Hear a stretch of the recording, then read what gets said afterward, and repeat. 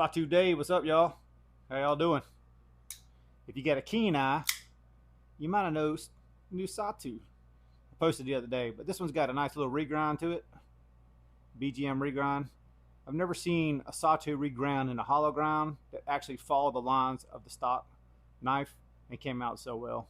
I think BGM knocked this one out of the park. So this one was on Facebook Grayman group, and I immediately asked the guy how much he wanted. He kind of put a high number out there, and I just let it sit for a minute. Came back, I don't know, a few days later. I made him an offer. He took it. So I got another Satu, which turns around to mean I'm going to put one up for sale for one of you guys. A bunch of people have been asking me about Satus. So I'm going to kind of do the same thing I did, I guess, a while back and kind of sort of have a lottery if someone's interested, if more than one person interested. I'm kind of guessing that will be, but we'll see. So last week I did that breakdown of the Alpha Hunter. Several people like that style video.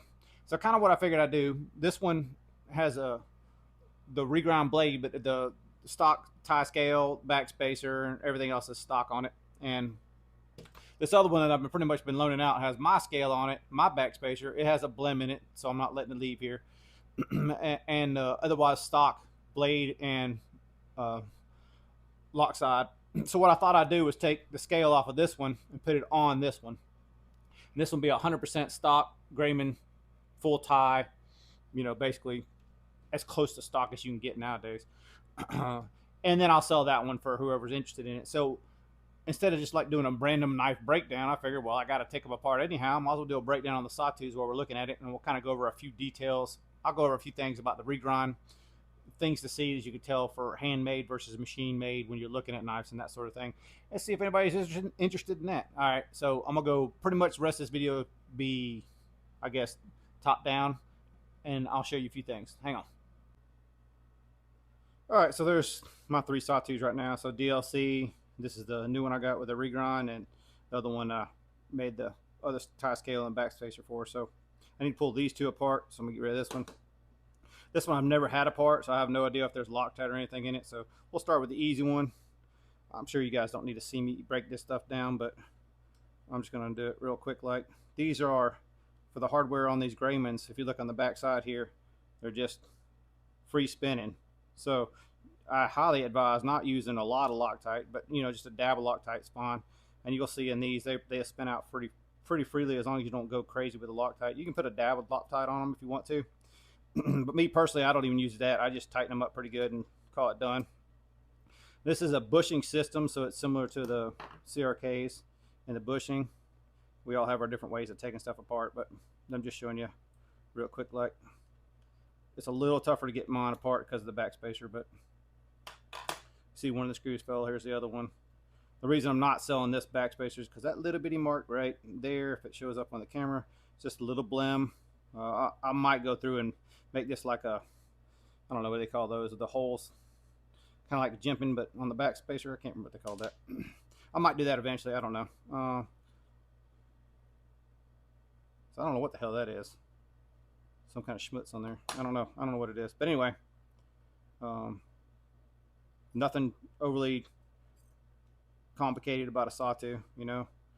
This backspacer is not staying on this one. I'll put it on this one. Same with that scale. So I'm just going to set them aside right now, but just to show you the blade and all that stuff. So you got washers on both sides, and you got this bushing in the inside, and of course the washer on the other side. Oh, that's that Chris Reeves grease. That's what that is. Okay. I forgot I tried this on this one. Everybody keeps debating on what grease. Generally speaking, I use that Slick 'em all, and then what do you call this? Gunny Glide. So the combination of both sometimes is what I use, but usually I use this Slick 'em all. But I tried that Chris Reeves grease, I guess because I heard Scotch and Thing Steve was talking about his and how his experience was with the Chris Reeves grease. I tried it. I didn't really notice a huge difference or anything really over to Slick 'em all, so I'll probably just stick with a Slick 'em all for the most part. So I'm gonna pull this other one apart, and then we'll combine and kind of put them together. Well, I said I was gonna do other stuff, didn't I? I don't know.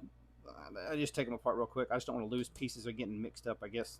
But I want to go over a few things we can kind of sort of talk about with the blade grinds and that sort of thing. Bear with me one second as I'm working here.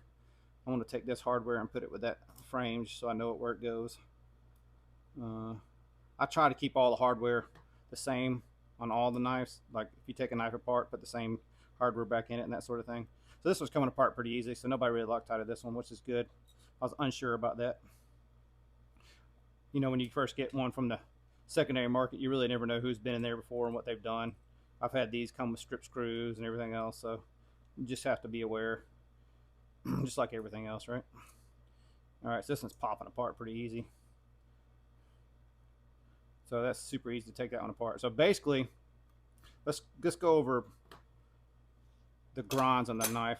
I mean, we can talk, like last week on the breakdown, we're talking about can't see tool marks and that sort of thing, but you can see these are finished pretty well. But if you look inside there, you'll see little tool marks inside that little groove, that little, for lack of a better term, the terraced, not bomb shit, but terraced, like farming terraced on a hill. You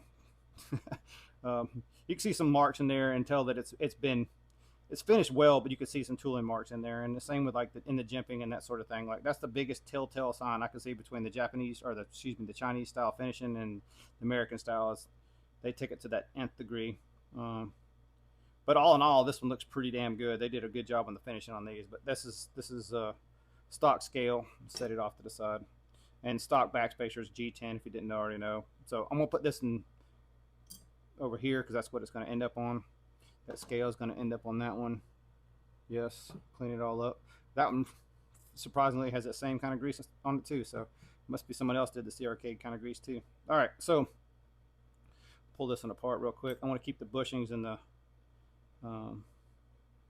washers with the knife so they don't, or with the actual blade, so nothing gets mixed up.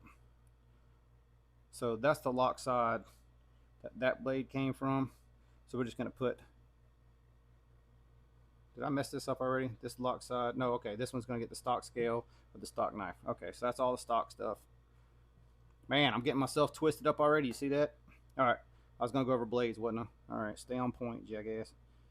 Sorry, deal with my dumb ass real second. Okay, so we were talking last week about, you know, machine ground versus hand ground. So easiest way I can tell, like you look at the plunge lines and stuff like that versus the machine ground. Machine ground, if you look at this line, you see how crisp the line is. That's exactly how they program it. You see this line kind of fluctuates just a little bit right there. It has a little bit of upswept. The radius is slightly different in the corner. And if you look on the opposite side of this one, you see that this radius doesn't quite match what the other one is. See, this has a little sharper radius, and then this is a little bit more curved. This line right here is a little different from side to side. That's the greatness you get from handmade stuff. To me, those are imperfections that I personally like and look for in a knife. Versus this one, this is just machine ground, which is pretty much, it's programmed once, right? Some dude sat around and programmed it, and once it's programmed, and all you have to do is repeat it. So from side to side, the lines are exactly the same, and the radiuses are the same in the corners and all that stuff. So that's one way I look at like custom knives and that sort of thing, and like I'm more drawn to the custom maker than I am the stock one.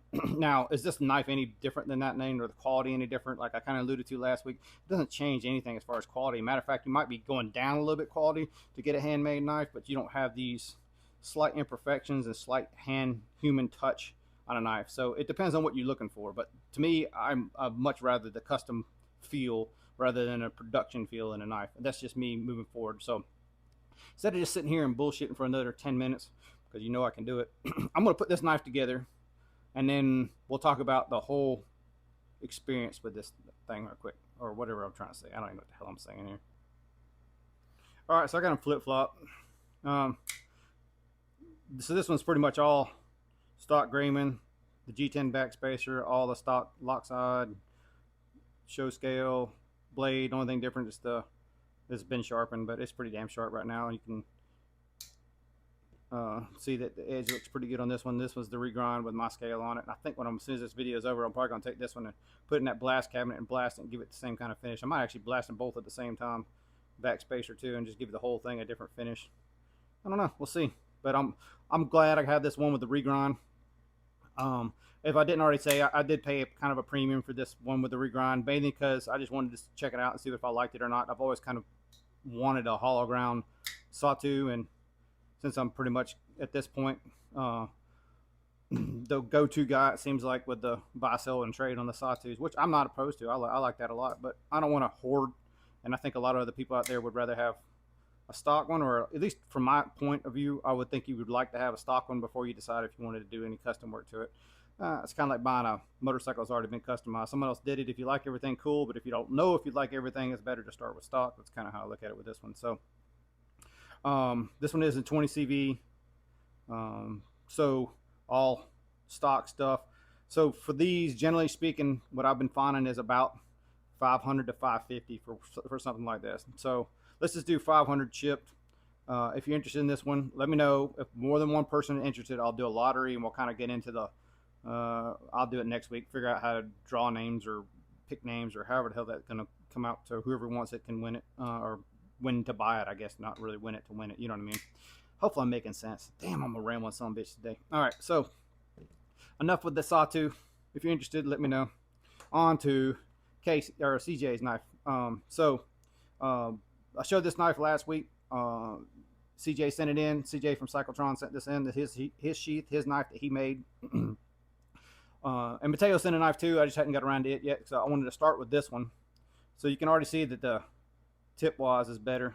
So this is my regrind on it, and this is the very first knife I added the sharpening choil as well. First knife I did, so there are flaws in it, but overall, hopefully you guys can see this. I'm pretty dang happy with how this one came out.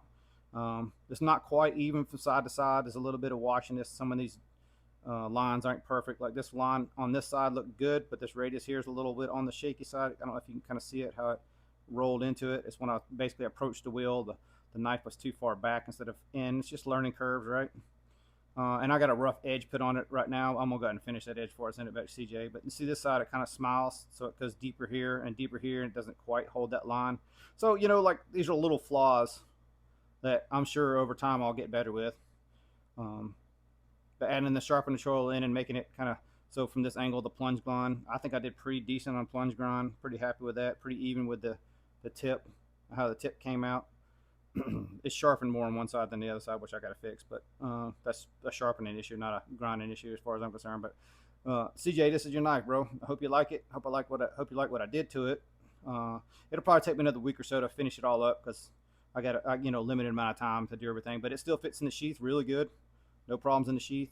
You know, it fits really good. I like the sheath a lot. They did a good job on the sheath. It might be a little bit easier to tighten up now. Like, you might want to fit it a little bit better. I don't know. Some people do that water fitting or whatever it's called. It could use a little bit, because I did take some meat out of the blade itself. But as far as like the handle part, it still fits as good as it ever did. So I'm extremely happy with this. And thank you once again, CJ, for sending it in for me to even try to regrind. And thanks for Mateo for sending the other one, which I'll probably get on that other one if I have time later today, or if not, maybe next week or something like that. And then also, if anybody else has, a couple other people have asked me if I what I want to regrind. I mean, I'm open to whatever, because this is all a learning thing. Like, when this one came to me, it was more like a Scandi grind. It was only like, I don't know, ½ inch maybe on the edge. So I brought this all the way up for a full flat. This one is a full flat. Looking at this knife, I have no idea what he wanted to use, like his ideal use was for this knife.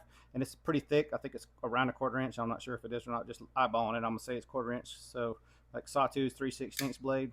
So you can see it's thicker than the 3/16. Yeah, a little bit. But I don't know what his intended use for this knife was, so I kept it full flat.